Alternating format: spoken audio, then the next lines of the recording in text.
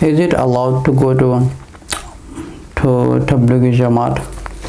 Bismillahirrahmanirrahim. Rabbi shrah li sadri wa yassir li amri wahlul 'uqdatam min lisani yafqahu qawli.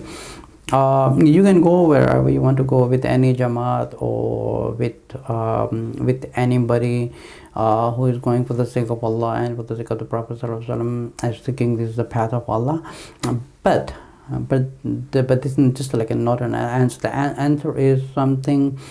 You can go with any Jamaat, you can go with any group, as long as their the course of the material they are taking with them to teach other people. We need to take a look at that. What do with any group, what they have in hand? Do they have the Quran? Do they have Sahih Bukhari? Do they have Sahih Muslim or any books from the Sahih Hadith? And they when they go to the masjid and they are teaching the tafsir of the Quran, and they are teaching the life of the Prophet sallallahu alaihi wasallam, and they are teaching the interpretation of the Quran, and they are teaching the tafsir and how to adapt that life into our lives. And that's what we have to do that. But if I write a book at my home and I would ask someone, okay, this is the book of Allah and this is the Prophet sallallahu alaihi wasallam's teaching, but mixed with my own teaching. But if I would ask that and go spread the way I want to go to the masjid and do the spreading of the deen in this particular way, so is that something permissible? Then I would say no. Because if you have a Quran in your hand and you go to the masjid and you're teaching a Quran, yes, it's permissible. Are they teaching the tafsir of the Quran? Yes, it's permitted.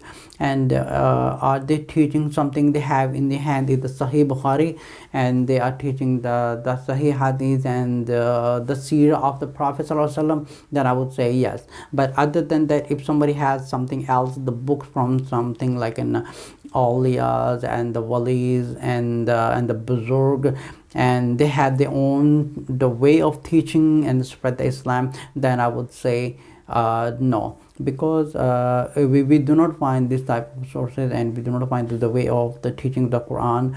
The Prophet ﷺ didn't teach this way, the Sahaba did not teach this way, and the Tabain didn't teach this way, and the four great scholars didn't teach this way. So what is the bad effect about that? Because what happens then what is an authenticity of the real Islam? People get away from that. And so let's say this is Surat Mustaqim, this has a Quran, and this has the Sahih Hadith, and this is walking towards the Jannah, and this is Surat Mustaqim, and that is what the Quran and the teaching of the Prophet sallallahu alaihi wasallam. So now there is another buzurg and there's another awliyas and the scholars who would just come and they would say, okay, let's do this way. So what happens, like, rather than going from a Quran and from the Sahih Hadith, so going straight and you make the turn like that, it's basically going on a highway, you're going on a destination, and on the way you going straight to the Jannah, that is Quran and that's Sahih Hadith. So what happens, like, when you're going straight, you make the little turn and you got distracted from the straight path to some other path. There's a beautiful verse in the Holy Quran where it has a long details, because, and also there's a hadith in the Sahih Muslim, and I believe it's like, there's a beautiful ayah in the Holy Quran in the Surah Al-Inam, and verse number 153, where Allah says, Bismillahirrahmanirrahim, wa anna hadha siratan mustaqima fattabi'uhu wa la tattabi'us subul fatafarraqu bikum an sabili. Where Allah says, wa anna hadha siratan mustaqima, this is my straight path. And Allah says, do not divide yourself into firqa, and do not divide. So basically Allah is saying, do not remove yourself from what is the Sirat Mustaqim, and do not follow the teaching of somebody else, rather you stick to the same way. where also it says in Surah Al-Imran in the verse number 103, where Allah says, وَآتَصِمُوا بِحَبْلِ اللَّهِ جَمِيعًا وَلَا تَفَرَّقُوا. Allah says, stick to the teachings of the Quran, do not make a firqa. Because what happens, like, and there's a beautiful hadith where where the Prophet ﷺ said, those who will enter Jannah are those who have are holding a Quran and the teachings of the Prophet ﷺ. So let's say I do not doubt of this beautiful brothers, and I do not doubt their intentions, I do not doubt anything, and undoubtedly they are beautiful brothers and they are very best, they have manners and they are very respecting, they are doing a brilliant job, and it's so much good deeds are being spread. I have no doubt about that, but nobody can reject that the system of teachings of the Tablighi Jamaat is not authentic and not from the Sunnah, and this is not from the Sahaba, and this is not from the Tabain, and this is not from the four great scholars, where there is a different way of teaching. Because what type of courses they have a courses of Fadail Amal, Fadail Sadaqat, and Muntaqib Hadith, and they being using fabricated hadith, and they are using kufr stories and the shirk stories of a wali buzurg calling towards the grave, and this is unrejected because this is undoubtedly in the books. So what we have to do exactly, we have to do the teachings from the Quran. We have to have a Quran in our hand. Whatever we do, we have to have a book of Allah.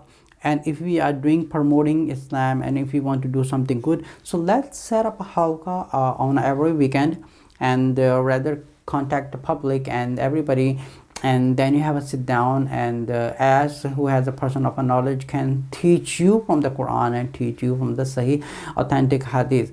And there's a beautiful hadith, the Sahih Muslim, and the hadith number is 24, where the hadith is from Ibn Sari, who was a great popular scholar of interpretation of dreams. He mentioned something beautifully. I have explained very well about this hadith in one of my books. He said, from whomever you take deen, or I'm going to give a commentary of the hadith. The commentary of the hadith is, you're learning about Islam. You are asking a question about Islam, you are asking a fatwa, and so you basically trying to get a knowledge from someone about Islam. So before you do that, and from the person you are getting an Islamic question and a fatwa and the counseling, or you're learning about Islam, first of all, the person from whom you are getting a knowledge from, you have to know about their background, where the knowledge is coming from. Is that something from the Quran? No. Is it something from the authentic hadith?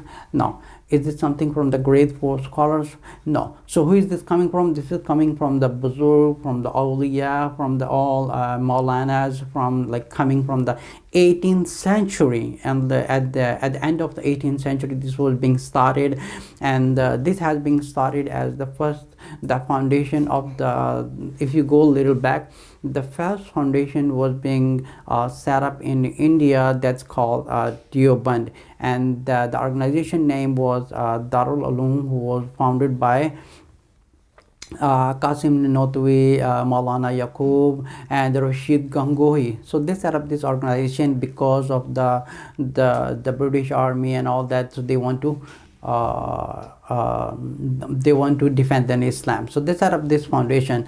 So from the same line, there was another student who came by the name of Maulana Ilyas. Maulana Ilyas has a dream of doing something about the deen. So he came up with this 6 points where the Tablighi Jamaat, all these Maulanas being saying this same thing, all masajids, and they're using the books of Maulana Ashraf Ali Thanwi, and they're using Maulana Zakaria books, and they're using their own system of teaching. So what happens that people are getting away from the authentic teaching. So people are getting from the Sirat Mustaqim, so they're getting into something else. So rather, even if they are being spreading something like very good deeds, people are going to the prayers and everything, so getting out from the Sirat Mustaqim, which is they are supposed to be teaching the Quran, they are going to be supposed to be teaching the Sahih Hadith knowledge, or rather all the public of the, not this, the biggest gathering in the three countries,